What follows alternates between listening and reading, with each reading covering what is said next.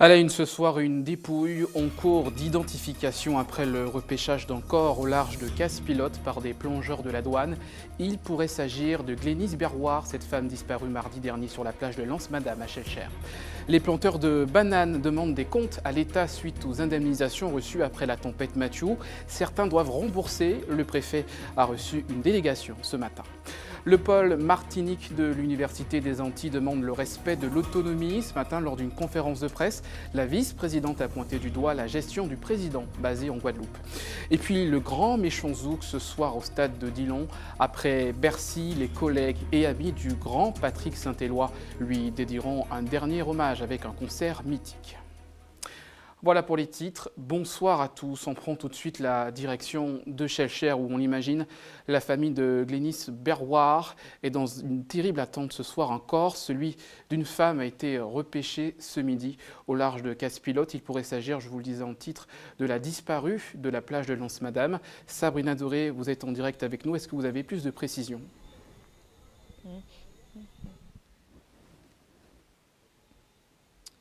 Alors Jean-Marc, nous sommes sur la plage de Lens-Madame à Schellcher où habite Glénis Berroir. Sa maison est juste derrière moi et toute la famille est réunie autour du mari, Alain Berroir, qui est à mes côtés. Alors monsieur Alain Berroir, quelles sont les informations que vous avez à l'heure où nous parlons ?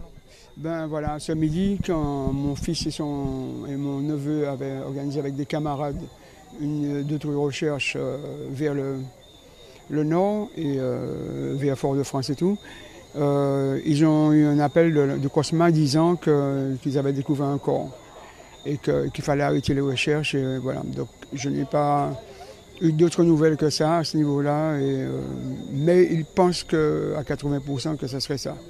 Donc on m'a demandé des précisions sur des bijoux retrouvés sur le corps, tout ça. Donc voilà, c'est tout ce que j'ai comme information. Je n'ai rien d'autre me disant que je devrais venir à telle heure, signer quelque chose et tout, rien du tout. J'attends simplement qu'on me dise, bon, ça y est, c'est confirmé, quoi. Vous me disiez que ça fait déjà 4 jours que vous attendez encore une nouvelle attente. Dans quel état d'esprit vous êtes finalement ? Entre les deux, parce que, bon, on peut s'attendre que ça soit une belle sortie positive, etc. Et en même temps, le fait d'avoir trouvé le corps et tout, ça soulage au moins parce que rester encore des jours à se demander ce qui s'est passé, comment et tout, c'est vraiment pas drôle. Donc pour l'instant, vous n'avez pas plus d'informations au niveau des forces de l'ordre ? Non, pas du tout. Pas du tout. Quand je leur ai demandé, oui, mais est-ce que ce soir j'aurai au moins une réponse et tout, il m'a dit qu'il ne pouvait pas me dire du tout. Donc j'attends. Pardon, j'attends. Merci à vous d'avoir répondu à nos questions. Donc je vous disais, la terrible nouvelle semble se confirmer pour la famille, une nouvelle qui était tellement redoutée. Ce matin, c'est dès ce matin à 9h30 qu'un pêcheur de Casse-Pilote qui naviguait à 45 km des côtes avait aperçu un corps sans vie d'une femme et il a alerté les secours. 2 plongeurs de la gendarmerie ont été amenés sur la zone à bord d'une vedette des douanes. À 16h, le corps a été remonté et ramené vers Fort-de-France. Plusieurs éléments laissent penser qu'il s'agit bien de la dépouille de Glénis Berroir qui aurait dû fêter notamment son anniversaire hier. Notamment, le parquet a ordonné une autopsie et des analyses afin d'identifier formellement la victime et déterminer les circonstances du drame. Merci beaucoup Sabrina Doré. Je rappelle que vous étiez en direct de Schellcher suite à cette information qui est tombée à la mi-journée. Un corps donc a été repêché. Pour le moment, impossible de dire s'il s'agit du corps de Glénis Berroir. Poursuivons ce journal avec l'actualité sociale, l'inquiétude des planteurs de bananes. Ils n'ont pas encore reçu d'aide suite au passage de l'ouragan Maria en septembre dernier, mais certains devront rembourser une partie des fonds versés suite à la tempête Mathieu qui a dévasté les champs en 2016. Ce matin, les représentants du secteur ont demandé des explications au préfet. Le reportage de Sandrine Claude. Les producteurs de bananes sont en rogne. Suite au passage de la tempête Mathieu l'an dernier, une enveloppe de 1,2 million d'euros avait été attribuée d'urgence à une centaine d'exploitants. Sauf qu'aujourd'hui, une quarantaine d'entre eux auraient à rembourser un trop perçu, 400 000 euros au total. Par rapport à Mathieu, l'année dernière, on a dû relever toutes nos exploitations et l'État, par un calcul, je ne sais où ils ont pris leurs chiffres, mais en tous les cas, ils ont fait un mauvais calcul et on se retrouve à être menacé de devoir rembourser ce que l'on a touché l'année dernière. Je précise que ça a été du saupoudrage. Ça ne représentait pratiquement rien du tout. Pour un petit exemple, moi j'ai touché, pour 4,5 hectares de perte l'année dernière, j'ai touché un SMIC, 1 200 € pour 4,5 hectares de bananes couchées, donc que j'ai dû relever. Et on se retrouve dans la même situation cette année. En cause, le mode actuel de calcul des indemnisations. Pour y prétendre, il faut que l'exploitation soit détruite à plus de 36%, un barème qui ne serait pas en adéquation avec la réalité du terrain et qui doit être révisé selon les manifestants. Autre point de discorde, certaines communes pourtant touchées ont été totalement mises à l'écart. Nous avons 7 communes qui n'avaient pas été retenues. Et donc, vous savez, c'est pas parce qu'il n'y a pas de toiture qui est partie que vous n'avez pas des agriculteurs qui ont été touchés. Donc, nous avons demandé au préfet qu'il puisse mettre ces communes-là qui ont des agriculteurs qui ont été touchés. De son côté, le préfet considère que l'État a déjà largement joué son rôle en matière d'indemnisation, mais qu'une remise à plat du dispositif peut être envisagée. Pour Mathieu, les indemnisations ont été importantes, puisqu'il y a eu, dès le mois de mai 2017, 7,9 millions d'euros et que le gouvernement vient de décider 2,3 nouveaux millions d'euros d'indemnisation. Il faut réfléchir à sans doute et faire évoluer le mode de calcul. C'est toujours un peu compliqué, mais à l'évidence, j'allais dire, le raisonnement théorique par rapport à une production réelle n'est pas satisfaisant. Franck Robin s'est engagé à défendre le dossier lors d'une commission interministérielle mercredi prochain. Les exploitants du milieu agricole se disent satisfaits mais restent vigilants sur la question. L'Université des Antilles se dirige-t-elle vers une nouvelle crise? La présidente du pôle Martinique a dénoncé lors d'une conférence de presse ce matin le manque de dialogue avec le président basé à Fouillol en Guadeloupe, également pointé du doigt une gestion budgétaire non adaptée aux besoins des étudiants martiniquais. Le reportage de Sabrina Doré et de Louis Sabas. Alors que les équipes pédagogiques travaillaient depuis près Une salle bondée d'étudiants et de membres du pôle universitaire de Martinique, l'heure est grave. La vice-présidente dénonce des faits qui mettraient en péril le bon fonctionnement de l'université. Manque de communication depuis l'élection du président de l'UA. Seules 2 réunions de dialogue auraient été assurées. De plus, le budget accordé pour le fonctionnement serait très en dessous des besoins. Nous sommes 2 pôles universitaires autonomes avec des vice-présidents de pôle qui sont ordonnateurs secondaires des recettes et des dépenses du pôle. Donc, ils doivent engager les dépenses à hauteur du budget de leur pôle. Et de façon tout à fait arbitraire, sans aucune réponse donnée à ce jour, la vice-présidente que je suis subit un plafonnement concernant les engagements des dépenses à hauteur de 5 000 €. Ce n'est pas un problème Guadeloupe-Martinique puisque, à ma connaissance, il y a le même plafonnement qui est également positionné au niveau donc, du pôle universitaire de la Guadeloupe. C'est un problème de dysfonctionnement d'établissement, c'est un problème de dysfonctionnement au niveau de la gouvernance qu'il faut régler. Des dysfonctionnements pour la mise en place de la formation sont également pointés du doigt. Sans planning de travail concret, l'université pourrait perdre de nombreux candidats qui se tourneraient vers des structures qui leur assureraient des cursus plus sûrs. Il y a des problèmes qui sont de l'ordre de simplement du désordre, de la mauvaise organisation, d'une incapacité à bien accueillir les étudiants. Certaines formations ne pourront pas ouvrir parce qu'on n'aura pas eu les informations en temps et en heure et que donc une formation en ligne, il faut que le travail soit fait 1 an à l'avance. Il y a une partie du travail qui est fait et une partie du travail qui reste à faire. On nous met dans une situation où on ne nous permet pas d'accueillir les étudiants dans de bonnes conditions. Ça peut être des coûts supplémentaires pour l'université aussi. On nous avait demandé de valider dans un premier temps sans avoir les éléments de soutenabilité. Ça n'est pas raisonnable. Nous remboursons l'argent qui a été perdu par le CEREGMIA. Nous n'avons pas beaucoup de moyens. Il faut de la bonne gestion, savoir combien ça coûte, voilà. Et donc on fait des choix stratégiques. Des problématiques soulevées prises très au sérieux par les étudiants. L'université compte environ 12 000 jeunes répartis entre la Guadeloupe et la Martinique.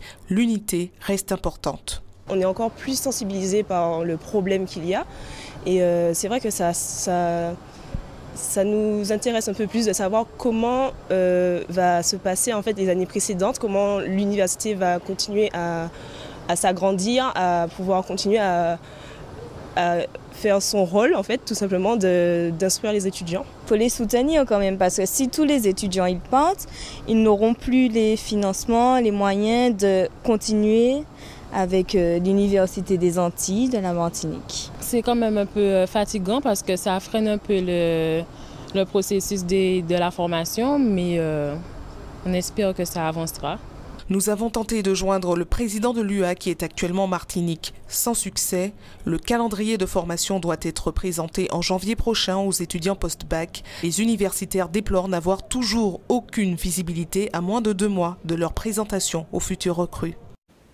Coup d'envoi de la semaine de l'insertion par l'activité économique. Le secteur représente 30 millions d'euros de chiffre d'affaires en Martinique, le fruit d'un partenariat de plus de 40 ans entre l'État et des associations. Cette année, les parrains sont Max Télef et Laurent Masse. Les précisions recueillies par Sandrine Claude.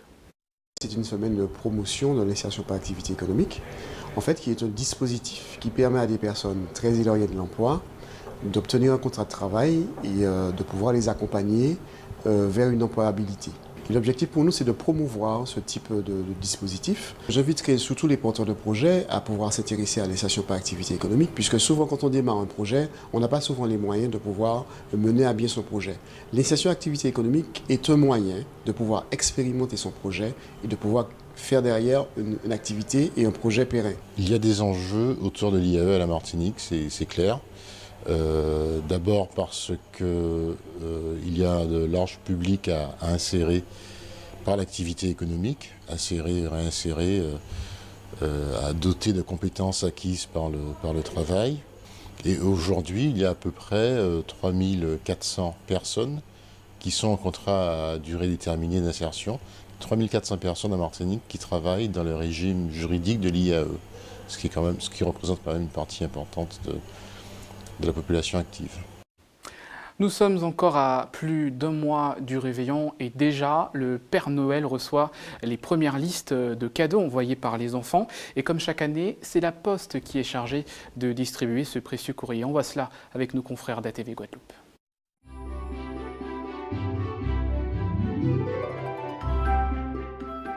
Pour adresser au Père Noël sa liste de cadeaux en passant par son secrétariat, il existe 2 solutions, par Internet ou par voie postale. Si vous optez pour la première, direction le site de la Poste, portail numérique officiel du Père Noël. En un clic, la très précieuse lettre de Noël est envoyée pour patienter sur le site Internet, des ateliers créatifs ou encore la découverte des costumes de Noël dans 16 pays.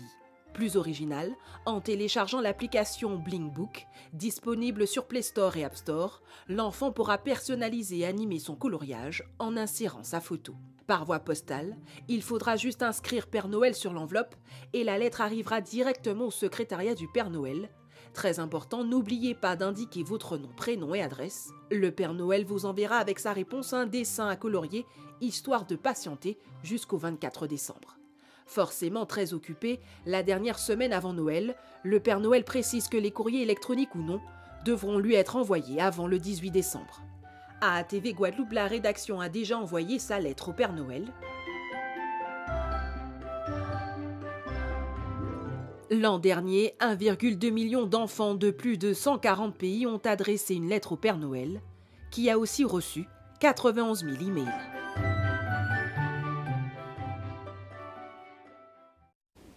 Voilà, direction la Guyane maintenant, plus précisément à Montsinéry-Tonnégrande, la commune rurale qui accueille de nombreux agriculteurs aujourd'hui. Proposer un marché rural à ses habitants, on voit cela avec nos confrères d'ATV Guyane. Les habitants de Montsinéry sont venus à la rencontre des exposants. Le marché de Montsinéry démarre doucement, mais pour certains, cela reste une occasion de sortir des habitudes et du quotidien. La commune de Montsinéry entend dynamiser son bourg. Mais pour l'instant, le marché aura lieu tous les 15 jours. Un marché qui, malgré tout, attire quelques curieux. Oui, ça porte un plus parce que, bon, il y a le poisson et puis il y a les marchands qui sont là. Mais pour moi, c'est un plus. C'est ma cousine qui m'avait proposé, elle avait eu vent de cet événement. Donc on avait reçu les affiches qui vantaient donc la vente des produits locaux, donc on s'est dit pourquoi pas, on était disponible l'après-midi, on s'est dit pourquoi pas, on a voulu venir et puis on est là maintenant. C'est une manière de promouvoir un petit peu ce qu'il y a ici Et jusqu'à présent, bon, ça démarre doucement, mais pour l'instant, on n'est pas trop déçus, ça va.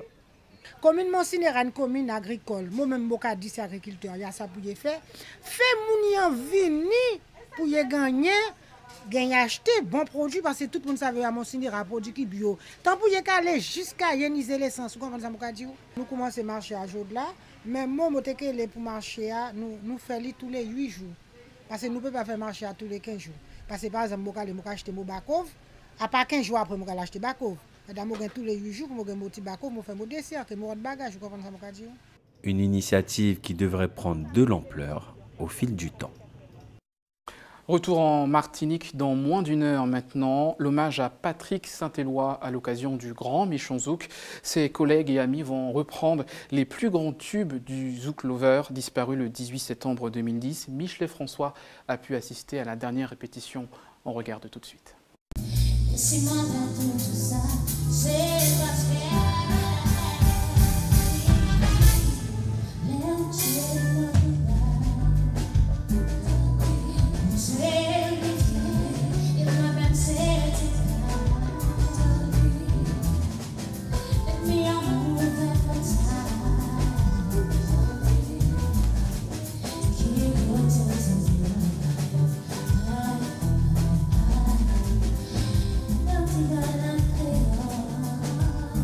Patrick est à l'origine de beaucoup de nos carrières en fait. En tout cas, je crois qu'on est beaucoup de chanteurs à avoir eu envie de chanter grâce et à cause de Patrick quelque part.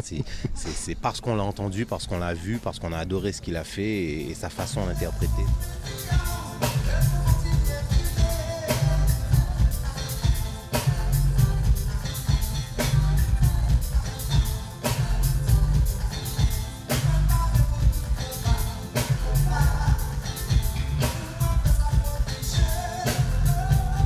S'il faut parler des chansons de Patrick, ce sont de belles chansons parce qu'il était surtout très très précis dans sa façon à lui de travailler les chansons et écrire les textes. Surtout, il faisait un gros travail sur ça.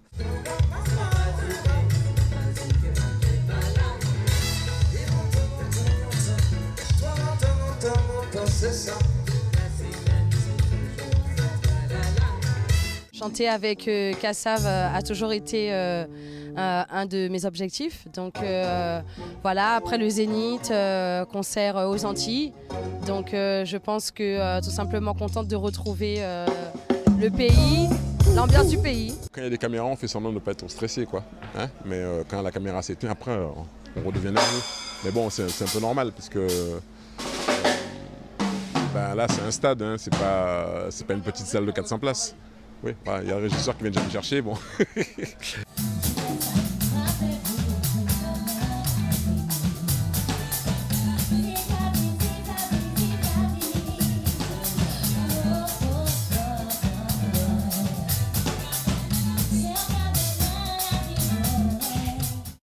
Voilà pour les répétitions. On continue de parler culture avec nos deux invités ce soir. Yanis Odua, bonsoir. Comment ça va ? Ça va très bien. Et Mickaël Letton, bonsoir. Organisateur notamment de grands événements Zouk et aussi reggae. On va en parler ce soir. D'abord avec vous, Yanis Odua, vous êtes un chanteur de reggae très connu dans la place depuis plus de 30 ans. Vous allez fêter d'ailleurs vos 30 ans de carrière l'année prochaine. Pour ceux qui ne vous connaissent pas encore, tout de suite un extrait. J'aimerais voir flotter dans les airs le chapeau rouge en vert, que le conquering lion fasse partie de l'atmosphère, que la joie de la bonne humeur pour mes sœurs et mes frères. Maximum de vibes positives, on laisse place au bonheur. J'aimerais voir flotter dans les airs le chapeau rouge en vert, que le conquering lion fasse partie de l'atmosphère, que la joie de la bonne humeur pour mes sœurs et mes frères. Maximum de vibes positives, on laisse place au bonheur. Attendez le moment idéal pour te dire que tu es un frère égal. J'aime passer du temps avec toi, viol. En ta présence, je me sens impérial, c'est royal. J'attendais l'amour idéal pour te dire que tu es un frère égal. J'aime passer du temps avec toi, viol. En ta présence, je me sens. Je deviens encore plus dingue quand arrive la lettre des impôts. Cette fois sans être la maison ne fait plus crédit. Sur le compte, y'a plus de money. Le mois n'est pas encore de crédit. Sur le compte, y'a plus de money. Le mois n'est pas encore fini, il faut qu'on tienne ce maille. La Caraïbe ne nous appartient pas, on n'a jamais dit ça. C'est uniquement pour travailler qu'on nous a emmenés là. Abolition de l'esclavage physique, théoriquement on l'a. Chacun fait maintenant ce qu'il veut, moi je veux rentrer chez moi. Voilà, on dansait, me dit-on, Régie. Yanis Odua, on vient de voir une panoplie de tubes, alors jusqu'au dernier qui fait partie du dernier album Nouvelle Donne, et à l'instant l'un de vos premiers tubes. Comment a évolué votre musique au fil des années ? Bon, je peux dire qu'elle a tourné un peu plus, un peu reggae depuis, puisque j'ai commencé un peu dans le registre un peu plus dancehall. Et bon, comme j'étais beaucoup plus jeune à l'époque, donc il fallait que ça aille vite et tout le temps. Donc, mais en grandissant, je me suis un peu calmé, temporisé, et tourné un peu plus sur le reggae et approfondi. Maintenant, on commence à l'approfondir vraiment. Alors le reggae, est-ce que c'est la musique de la maturité ? Je pense oui, puisque c'est comme on dit dans le reggae, c'est plus on vieillit, c'est comme le bon vin quoi. Et mieux la cuvée, enfin, se porte quoi. Alors vous faites partie des artistes entre guillemets de l'ancienne génération, notamment face à ceux qui arrivent et qui cartonnent notamment sur la scène nationale. Carrément. On pense notamment à Kalash. Est-ce que vous le considérez comme un artiste reggae ? Bien sûr, parce que pour moi c'est indissociable le dancehall comme le reggae. Ce sont juste des rythmes qui sont différents, mais ça fait partie de la même famille. Donc oui, c'est un bon ambassadeur du reggae à l'heure d'aujourd'hui. Alors vous, ambassadeur du reggae conscient, et notamment on le voit dans ce dernier album avec des titres qui rappellent, qui portent des messages positifs. C'est important d'être un artiste qui porte des messages? Oui, pour moi, surtout venant de la musique que nous faisons, qui est le reggae, qui pour moi se doit de représenter la voix du peuple. Donc les messages sont très importants. En plus, c'est une opportunité qu'on a de pouvoir s'exprimer devant une grande audition, donc on se doit de... Alors dans vos chansons, parfois aussi vous pointez du doigt ceux qui font l'amalgame entre le Rastaman, le chanteur de reggae, le fumeur de Cali. Aujourd'hui, vous pensez qu'on est toujours un petit peu dans cette problématique-là? Oui, puisque ça ne fait pas, enfin, pour certains, ils le connaissent depuis très jeune, ils connaissent, ça fait partie de leur culture tout simplement. Il y en a d'autres qui refusent cette histoire tout simplement, donc ils font l'amalgame et ils ne cherchent pas à savoir faire la différence entre les deux et ils mettent tout le monde dans le même sac. Ça se voit un peu partout, quoi. Alors comment faire? Comment faire? Ben, moi je pense que c'est en donnant l'exemple, hein, tout simplement, de par notre attitude, notre manière de vivre, donner l'exemple, essayer de vivre tout simplement, mais du mieux possible, en donnant le bon exemple surtout. Alors vous serez présent ce week-end lors d'une grande manifestation, et c'est pour ça que vous êtes là, Michael Letton. Oui. Rebonsoir, organisateur d'événements. Vous donnez rendez-vous aux amateurs de reggae ce dimanche, avec notamment Barrington Levy par exemple. Barrington Levy et Yanis Odua, donc j'ai eu des collaborateurs sur Paris qui m'ont proposé ce plateau. Alors c'est vrai qu'on ne me connaît pas tellement dans ce milieu, donc c'est mon premier événement de reggae. Et j'ai voulu frapper fort. Alors pourquoi je dis j'ai voulu frapper fort? Il y a Barrington Levy qui est une légende vivante qui fait partie de la génération d'après Bob Marley et qui est un mec emblématique. C'est vraiment une légende vivante, je me répète. Et puis vous avez quelqu'un qui est très modeste, qui est très modeste et qui est resté le même qu'on connaissait à l'époque. On l'appelait Little Yanis à l'époque sur les albums. Aujourd'hui il a évolué. Sauf qu'il est en train de devenir, il ne le dira pas, l'artiste numéro 1 de reggae en France. Donc très demandé dans beaucoup de festivals, en Allemagne, un peu partout. Donc c'est un Martiniquais. Il a fait la Triumph il y a 4 ans, il a rempli très vite. Il ne vient pas souvent en Martinique. Et dans le concept que j'ai voulu présenter, une reggae on the beach, c'est-à-dire un petit peu, c'est vrai qu'on est moins s'habituer à ce type de concert-là, un peu près de la plage. Vendre aussi notre destination, c'est important. Un touriste qui vient, il se retrouve dans le nom Reggae on the Beach.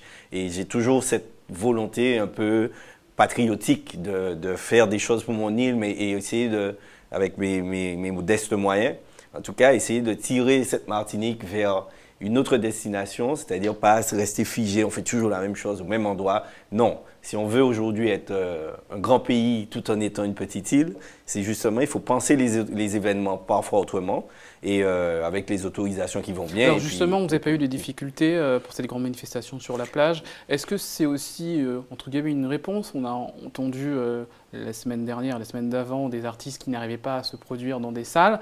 Est-ce qu'il faut aussi peut-être se libérer de ces murs-là? Nous avons un problème de salle en Martinique, ça c'est indéniable. Il faut vraiment que les politiques se penchent sur la question. On a un problème pour pouvoir évoluer. Cependant, il y a quand même un effort de fait dans certaines communes, comme par exemple le Carbet qui est en train de devenir une ville très très dynamique avec tous les restaurants, tout ce qu'il y a. Ça bouge aujourd'hui au Carbet. Franchement, ça bouge. Ça n'a rien à voir avec le Carbet d'il y a quelques années, sans faire injure à ceux qui étaient au commandement à l'époque. Mais je trouve que c'est une ville, et ça fait peut-être mon 4e ou 5e événement sur 2 ans au Carbet. La mairie met tous les moyens en œuvre pour faciliter la tâche. Et en retour, je me dois aussi de respecter le cahier des charges afin de respecter les riverains, d'essayer de créer le moins de gêne que possible. Et c'est ça aussi, parce que c'est vrai qu'on tire souvent sur les politiques, mais nous aussi, nous devons nous professionnaliser et c'est important. Si on veut que les politiques nous fassent confiance, il faut que derrière, nous faisons le nécessaire pour les rassurer. Voilà pour le message. Donc rendez-vous dimanche avec vous, Yanis Odua et Bariton Lévy également. Donc dimanche à 16h au Carbet. Au Carbet, de 16h à minuit. Yanis va chanter aux alentours de 18h30 à peu près. Et il y a encore des tickets en vente en ligne. Il y aura des tickets à l'entrée. Donc voilà. Merci à tous les deux. Merci à vous. Merci beaucoup. Notre invitation et bonne continuation. Merci. Merci beaucoup. On poursuit ce journal dans quelques instants à suivre l'actualité sportive et vous verrez les images de l'entraînement du club colonial et également de l'ASM Belfort qui participeront au 7e tour de la Coupe de France en football. Et puis nous reviendrons sur votre programme sport du week-end avec l'agenda sport signé Carré Chassol. Enfin, nous irons au Prêcheur. La commune accueillera ce week-end le Boyton, une manifestation autour de ce plat typique de la commune. Mais d'abord, ces images de la Martinique Cup, compétition de jet ski, coup d'envoi ce vendredi au Diamant. À l'issue de cette première journée, c'est Kevin Carilli qui a pris la tête du classement devant 27 pilotes. Une compétition qui réunit 3 courses que vous pourrez suivre évidemment dans nos prochaines éditions. Autre temps fort du week-end en sport, je vous le disais, le 7e tour de la Coupe de France, club colonial ASM Belfort, demain à 19h au stade Pierre-Aliquer. Les équipes ont peaufiné leur stratégie cet après-midi lors d'un entraînement. Le reportage de José Le Chartier. Même les attaquants se discriminent. Pas toute la séance. À leur descente de l'avion, l'équipe belfortaine se met aussitôt au travail. En baisse de forme depuis le début de saison, l'entraîneur revient sur de bonnes bases de jeu. On a pris des buts où le porteur de balle, il a à 20 mètres du but, personne ne sort dessus. Quand un joueur se fait éliminer, l'autre ne compense pas. Donc c'est tout un problème de volonté collective de ne pas prendre de but. Pour un entraîneur, les corriger défensivement, c'est très facile. Maintenant, il faut marquer des buts quand même pour gagner. Mais pour l'instant, je les remets dans le bon état d'esprit parce que ça fait trop de matchs où on n'y est pas. Cohésion de groupe, agressivité défensive, des points qui ne sont pas négligés lors de cet entraînement. Je les secoue un peu parce que je trouve qu'on n'est pas dedans. Ça fait 2 matchs où on perd 4-0, 3-2. On peut comprendre, les gars n'osaient pas se blesser, ils n'étaient pas à fond pour venir justement ici. Mais maintenant, il faut recadrer tout ça parce qu'on sait que contre Colonial, ça va être un match très difficile. Et si on n'est pas dans le bon état d'esprit, c'est-à-dire l'agressivité qu'il faut, l'envie, il faut qu'on ait plus envie qu'eux de gagner, eh bien, on passera à côté. Voilà, c'est pour ça que la séance est un peu musclée. Séance musclée du côté du club colonial, les joueurs se préparent sereinement malgré une bonne connaissance de l'adversaire. On a un petit peu fait le tour des différents joueurs, clés et tout. Donc on les a regardés effectivement pour qu'on ne puisse pas être trop surpris de notre adversaire. Après, comme je l'ai dit, c'est que du bonus pour nous. Ils sont logiquement... Ils sont censés être plus forts que nous, puisqu'ils sont sur deux divisions supérieures face à nous. Donc c'est que de bonus. Du bonus pour une équipe du club colonial en tête du classement de Régional 1. Pour défendre les couleurs de la Martinique, les joueurs se préparent dans les meilleures conditions pour relever ce défi. Cette semaine, on a basé la première partie sur la récupération parce qu'on est sorti quand même d'un match assez difficile contre le Golden Lion. Nous avons depuis peu le centre de cryo Martinique qui se trouve sur Ducos, qui travaille avec nous et qui nous aide dans ce sens. Et on a eu de très bons résultats face à des joueurs qui présentaient des traumatismes et face à ces séances ont été très bénéfiques et ils ont pu récupérer plus rapidement. Et la deuxième partie effectivement va être basée sur la partie tactique parce qu'on sait que ce type d'équipe sont en place tactiquement et c'est là toute la différence entre les clubs professionnels ou semi-professionnels et les clubs amateurs. Donc on va essayer de gommer un peu cet écart pour nous permettre d'être le plus représentatif que possible samedi prochain. Le club colonial, invaincu après 7 journées en championnat de Régional 1, est qualifié pour la 7e fois de son histoire en Coupe de France. Les clubistes sont bien décidés à tout mettre en œuvre pour créer l'exploit en faisant chuter la SM Belfort samedi soir. Voilà pour cet entraînement, vous l'avez vu, c'était hier soir et le match est prévu demain. On reste dans le sport, je vous le disais, le programme de ce week-end avec notamment la suite des championnats en sport collectif. On voit cela avec Eric Chassel. En football, outre le match, Club Colonial ASM Belfort demain 19h au stade Pierre-Aliquer. Un peu plus tôt, à 13h30, le Golden Lion défiera dans l'Hexagone l'US Concarneau. En basket également, le championnat cède la place à la Coupe de France. On joue ce soir les finales régionales de la compétition avec la même affiche chez les femmes et les hommes. Gauloise, Golden Lion. Début des rencontres depuis 19h au hall Pellière-Donatien. En handball féminin, début ce soir à 20h de la 6e journée du championnat de pré-national. 3 matchs au menu. Aiglon USC Citron au Lamentin. Entente AS Mont-des-Aises Gauloise, RC Lorrain au Palais des Sports de Trinité et TS Franciscain Étoile de Rondeau au François. Le choc de cette 6e journée aura lieu dimanche 17h au Robert.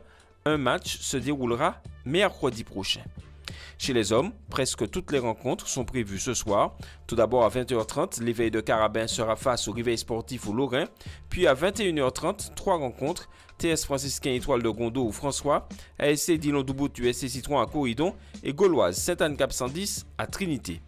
Dimanche 19h, un match clôturera cette 6e journée.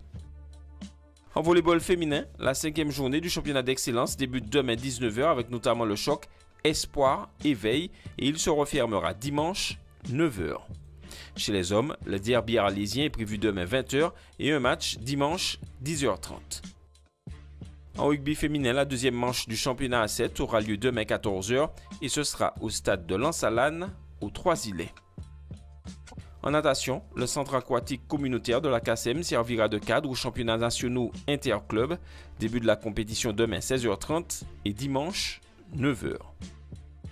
En cyclisme, après la Côte Bécane et la Lucéenne, place à la 3e cyclosportive, la Belle Martinique. Pour cette 15e édition, 6 parcours sont proposés demain à partir de 7h devant le stade Georges Gratien du Lamentin. Sport en bref, pour conclure, il y aura de l'aviron demain au Prêcheur, de l'athlétisme avec les 10 km de l'ACS et le 3e tournoi de tennis de table demain. Voilà pour le sport, tout de suite votre JT des communes.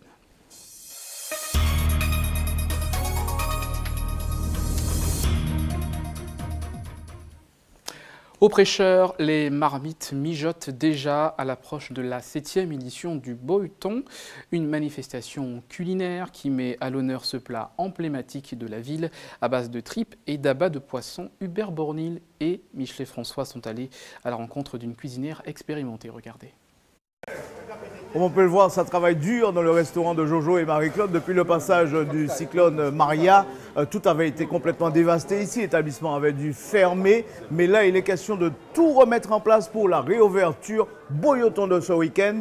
Moi, je pars tout de suite dans les cuisines. Plus de 200 kilos de produits. Généralement ici, on parle d'abats de marlin, ce qu'on appelle varé dans le Nord. C'est ce que ce restaurant a prévu pour cette 7e édition du Boyton. Dans la commune, ils sont 3 professionnels à prendre part à l'événement et c'est toujours une affaire très sérieuse. C'est rien ça, on en a encore d'autres à nettoyer, il faut qu'on le nettoie. Hein. Ah oui, là il y a 200 kilos. Là il y a 200 kilos, mais bon, il n'y a pas assez. Marie-Claude est la représentante du groupement des professionnels au Prêcheur, cuisinière également. Pour elle, la préparation avant cuisson du Boyton est une étape essentielle. Ça c'est les tripes du poisson qui sont là, ça c'est le foie, ça ce sont les abats, tout ce qui est là, les abats. Et puis on va dire le foie dur et le foie mou, ça c'est le cœur. Ici, on fait blanchir, tu vois. Bon, je retourne un petit peu, voilà. C'est très délicat, énormément de préparation. C'est pour ça que ce n'est pas donné à tout le monde de préparer du Boyton. Alors je conseille aux gens, vous voulez manger un bon Boyton, venez dans les restaurants du Prêcheur.